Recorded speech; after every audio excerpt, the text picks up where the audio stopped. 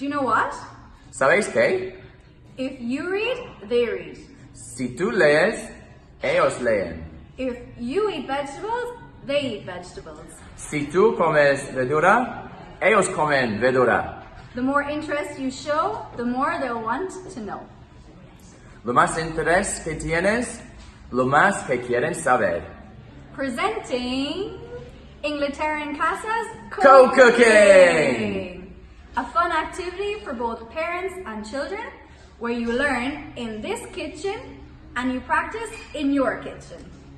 Una actividad muy divertida en que puedes aprender cosas con tus niños en esta cocina, pero practicáis en tu cocina. But 100% in English.